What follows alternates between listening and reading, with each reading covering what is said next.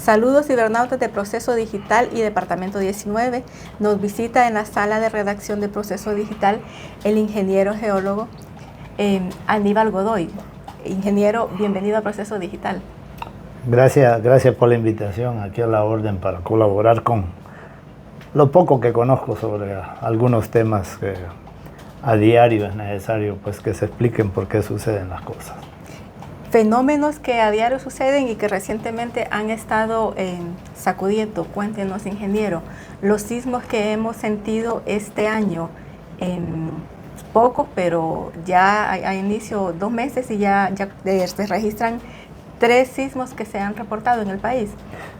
Sí, los sismos ocurren porque la Tierra, nuestro globo terrestre, nunca duerme, siempre está muy despierto, más despierto que nosotros los hondureños. El globo terrestre lo conforman 14 grandes placas tectónicas. ¿Qué es una placa tectónica? Es un bloque muy grande de la corteza terrestre que se puede mover en ciertos sitios donde puede separarse. A eso le llamamos límite de placa divergente, y en donde chocan, que le llamamos límite de placa convergente, y donde se separan horizontalmente el una de la otra. Solo les voy a dar un ejemplo. En el caso de lo que le llamamos la placa de Norteamérica, que comienza desde más adentro del arco de las islas del Caribe, pasa muy cerca de la isla del Cisne, casualmente pegado a la isla del Cisne, un poquito al norte de Roatán, pasa por río Motagua y sale al Pacífico y luego da la vuelta en lo que le llamamos el cinturón del fuego. Entonces ese se mueve en forma horizontal. Sin embargo, en el Pacífico tiende a meterse la placa tectónica interoceánica o oceánica, que se le llama, se mete debajo del continente americano. Por eso tenemos cadenas de montañas y volcanes. Y la otra es donde se separa, que África se separa de América, y hace unos 200 millones de años África estaba montada en América. Y cada vez de que hay un movimiento a lo largo de esos límites de placa, eso ocurre sismo. Pero además de los límites de placa están lo que le llamamos las fallas tectónicas, que son fallas secundarias, que también son parte de esos límites de placas tectónicas. Como la falla, ingeniero, que hay en la salida a Adani, donde se va a construir un puente para evitar estar todos los años con la misma historia. No, ahí es diferente. Ajá. Tendemos a confundir, le llamamos falla geológica, geo de tierra, porque la tierra falla, pero esas fallas son, lo que falla es el terreno, por deslizamiento, porque lo que le llamamos litología, o sea, la composición de la roca en sí o del suelo, es altamente arcilloso, como sucede aquí mismo en Tegucigalpa. Entonces, cuando hay pendientes, es altamente arcilloso y hay humedad, la masa se mueve pendiente abajo, y eso es diferente a falla tectónica. Falla tectónica es una rotura que puede ser de cientos a miles de kilómetros, que va a profundidad, o sea, corta toda la corteza terrestre, y la corteza terrestre en promedio anda, la parte más delgada en el océano, anda alrededor de 5 kilómetros y puede superar hasta los 80 kilómetros en las partes que es más gruesa, debido a las elevaciones por las montañas que se han formado. Es donde una choca con otra. Entonces las fallas tectónicas cortan a profundidades y pueden ser de mucha distancia, o sea, muy largas. Y las fallas del suelo no tienden a ser locales, como sucedió en Ciudad del Ángel. Ciudad del Ángel es simplemente una masa que tenía las condiciones para moverse, y cuando hubieron otras condiciones que tenían que ver con la parte antrópica, o sea, el actuar humano, se desliza, pero no tiene nada que ver con fallas tectónicas. Y en el caso de esta colonia aquí cercana la colonia Guillén, ¿eso fue también lo que pasó? Es exactamente lo mismo. Son masas de suelo en condiciones con bastante arcilla y con pendientes muy fuertes. Y a esas masas de suelo, aún así a veces son estables. Hay que recordarse que para los que ya pasamos los 60 años, Tegucigalpa era relativamente pequeña y había bosque alrededor. El bosque amarra ese suelo superficial. Entonces, como es una masa superficial la que se mueve, cuando hay bosque normalmente no se mueve, pero si quitamos el bosque, le ponemos peso como son casas, cortamos carreteras, cada calle o carretera que cortamos, le quitamos el pie de apoyo a esa ladera que inicialmente puede estar estable. Entonces, al quitarle el pie de apoyo, definitivamente se desliza. Ahora, no había contestado la pregunta inicial de los sismos en Honduras. Por ejemplo, todos los que ocurren en el Atlántico a lo largo de, bueno, desde que va desde Omoa, por Utila, Roatán, Islas del Cisne, eso se debe realmente al límite de placa tectónica de Norteamérica. Pero también en el interior del país, como es Comayagua, que estuvo muy de moda los sismos, eso se debe a que en el centro del país, comenzando desde el Golfo de Fonseca, hay una fractura, digámosle, muy pronunciada, que le llamamos la Depresión Honduras, que es la responsable de ir formando los valles, el Valle de Comayagua, el Valle de Sula. Entonces, cada vez que se separa, o sea, si vamos de Tegucigalpa hacia San Pedro Sula, cuando bajamos a Comayagua, ese valle hace unos millones de años no existía. Pero ahora la parte de Ciguatepeque se mueve hacia el occidente y cuando bajamos, antes de bajar a Comayagua de aquí para acá, de aquí para allá, perdón, eso no se mueve, o sea, se está moviendo y eso es lo que va formando el valle, y esa es parte de la Depresión Honduras, que comienza en el Golfo de Fonseca, cruza el Valle de Comayagua y termina al final en el Atlántico, en el Valle de Sula. Cada vez que este bloque se mueve milímetros, entonces ocurren los sismos, que si ocurren en la zona de Progreso, es por eso. Y además hay otras pequeñas depresiones en el interior del país y algunas fallas más pequeñas que no producen sismos de gran magnitud, pero que generan algún tipo de movimiento. Donde hay un valle, ¿podría sentirse sismos con mayor frecuencia que en el resto del país? No necesariamente. Donde es más activa es en los límites de placa tectónica, especialmente donde chocan las placas tectónicas, como estamos hablando a lo largo del Pacífico, desde que comienza en Chile, pasa por toda la costa de Centroamérica y da la vuelta por todo lo que es California, sale por Asia, cerca de Australia. Ese es el anillo del fuego que se le llama, o el cinturón del fuego. Eso sí, porque es uno de los límites de placa tectónica mucho más grandes, son varios los que convergen. Entonces esas partes son muy activas, especialmente cuando chocan, y es donde se generan sismos de gran magnitud. Cuando se separa, como es África, separándose de América, cuando el límite de separación, los sismos tienden a ser de menor magnitud. Y cuando se mueve una con respecto a la otra en forma horizontal, tienden a ser más de tamaño medio.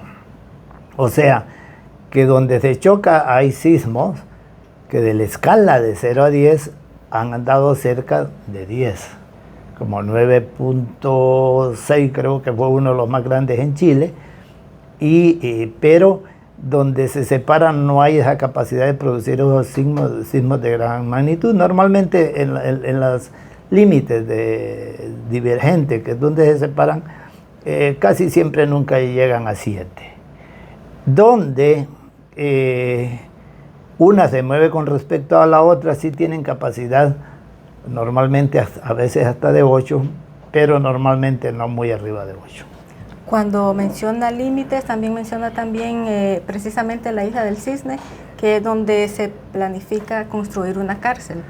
¿Va a hacer mucha actividad entonces ahí? Correcto, ya he dado opiniones acerca de eso, que en la isla del Cisne no debe de construirse una cárcel desde ningún punto de vista.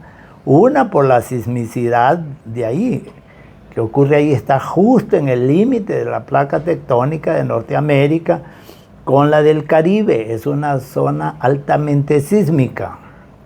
Esto más, la isla del Cisne, parece que el punto más alto anda como en 18 metros sobre el nivel del mar y el promedio es más o menos 3 metros. Desde ningún punto de vista debería construirse. También hay probabilidad que por los mismos movimientos parte de la isla podría hasta colapsar, o sea, hundirse un poco. No se alarmen y tal vez ninguno de nosotros lo va a ver, pero eso también es posible. Como se puede colapsar hacia abajo, también puede levantarse, ¿va? Que eso es lo que le llamamos tectonismo. Son esos movimientos continuos del globo terrestre que va cambiando la forma de lo que vemos hoy.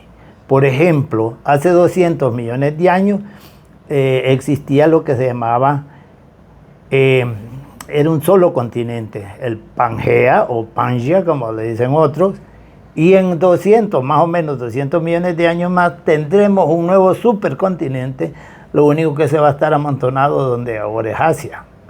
Pero lógicamente que esos periodos de tiempo son tan grandes que no lo podemos ver. Pero la isla del Cisne, desde el punto de vista atmosférico, cada vez que hay huracanes, entran por ahí. 3 metros es muy bajo. O sea, había que construir cárceles antisísmicas, que son mucho más caras, cárceles anticiclones, que son mucho más caras, derribete, todo sería carísimo. O sea, sería el peor disparate, como dicen por mi aldea, construir una cárcel en la isla del Cisne. ¿Y es posible cosechar alimentos en la isla del Cisne como se ha planteado? Que han mencionado funcionarios de que pretenden que se coseche la comida que se consuma en la cárcel. A veces voy a tener cuidado cómo decirlo para no caer mal, pero yo creo que a veces el desconocimiento es demasiado grande. Es una isla tan pequeña, un territorio tan pequeño, que apenas está lleno de arena de mar y de algunas rocas antiguas que provienen de los arrecifes. O sea, en una cabeza de una persona que tenga un poco de lógica y sentido común, no se debe construir nada ahí, ni tan siquiera, porque desde el punto de vista ecológico ese es un santuario. Entonces, costos elevadísimos. Bueno, somos tan chanchos los hondureños que el país lo tenemos lleno de basura y en la isla del Cisne habrá que traer la basura de allá. ¿O van a hacer un relleno sanitario? No creo. Entonces, no le veo, sinceramente. Yo creo que esa idea deberían de quitársela de la mente. Como lo he dicho y parece ofensivo, pero allí hay una cárcel a medio andar en Naco Santa Bárbara, y si hay mucha incapacidad para saber cómo construir una cárcel, pues no le preguntan a Bukele, nuestro vecino, de gratis nos ayuda. Hablando de temas sanitarios y lugares que se pretenden habitar, Ciudad Mateo, cuéntenos de ese lugar que también ha mencionado que es un lugar pues también con problemas propensos a sismos. No, Ciudad Mateo no es problema de sismo, okay. Porque vamos a aclarar que Tegucigalpa también hay pequeñas fallas que lo cruzan, fallas tectónicas, diferente a las fallas de los terrenos por malas construcciones, porque le quitamos el pie de apoyo a la ladera, etc. Pero las fallas de Tegucigalpa, las fallas tectónicas no son fallas activas, porque hay, a nivel de Honduras, hay 36 estaciones para medir los movimientos de los diferentes bloques que tiene Honduras, bloques terrestres. Ciudad Mateo, el problema es que lo vemos que se contaminaría la presa de los Laureles. Miren, desde el punto de vista geológico, desde viéndolo como lógica, sentido común y la necesidad de que el dinero nos cuesta a los hondureños, ahí hay una inversión que, por ejemplo, los de la Guillén no tienen dónde vivir. Yo creo que valdría la pena hacer como un tipo de reparación, reconstrucción, lo que sea, de Ciudad Mateo. Pero ¿qué pasa? Los hondureños somos puercos como ciudadanos, pero también como autoridades de la alcaldía, lo que sea, hay pésima recolección de lo que son los desechos sólidos. Entonces, lógico, se contaminaría más, pues, ahí la represa. Tegucigalpa, en vez de Tegucigalpa, bueno, los que no son de acá, que no ven así, no están acostumbrados a ese olor fétido que tiene Tegucigalpa, especialmente en verano.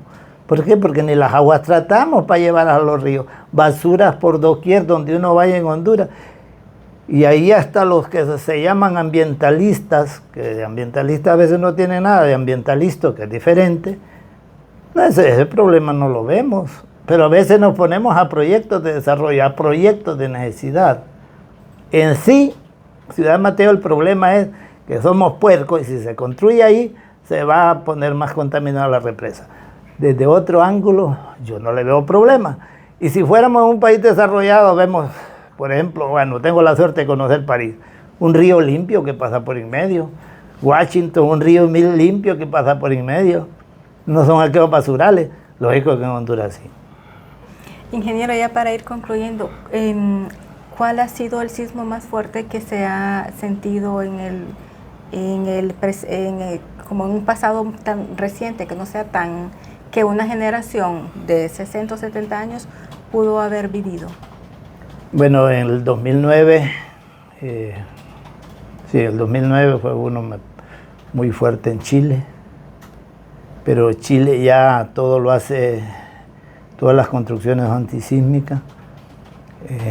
Recuerdo bien que no llegó ni a los 800 muertos, con una magnitud que creo que fue como de 9.3, si bien lo recuerdo. Pero también estuvo un sismo en Haití, donde murieron arriba de 200,000, y apenas con un sismo de 7.3. ¿Cuál es la diferencia? Lo que se llama vulnerabilidad. La vulnerabilidad es exponerse a un peligro, a un riesgo. Entonces, Haití no tenía construcciones antisísmicas, ni tan siquiera buenas construcciones como nos sucede en Honduras. Entonces, un sismo de baja magnitud produjo grandes daños, que a eso se le llama intensidad. Intensidad es la cantidad de daños que provoca un sismo, que es cierto que hasta cierto punto va relacionado a la magnitud, que es de 0 a 10 que se mide, pero la vulnerabilidad consiste, una, en la ocupación, en la infraestructura, el tipo de infraestructura. Entonces, los daños van más allá de la magnitud en sí, aunque cualquier sismo arriba de 8 es destructor donde sea. Sin embargo, lo vuelvo y lo repito, Chile está preparado, así como muchos países desarrollados. En Honduras el otro sismo fuerte fue también el 2009 al norte de Roatán, que fue cuando aquella construcción de la Corte Suprema de Justicia, bueno, en pocas palabras, quedó totalmente dañada. No porque el sismo fue extremadamente fuerte, sino por la pésima construcción. Y fue cuando se cayó un pedazo del puente de la democracia en progreso. Muchísimas gracias, ingeniero, por habernos hablado de estos temas que nos sacuden casi a diario, sobre todo si se vive en el centro del país, en Comayagua. Le agradecemos y esperamos tenerlo en otra oportunidad acá en Proceso Digital. Muchas gracias por la invitación. Y a ustedes muchas gracias por vernos y les invito a que sigan informándose a través de Proceso Digital y Departamento 19.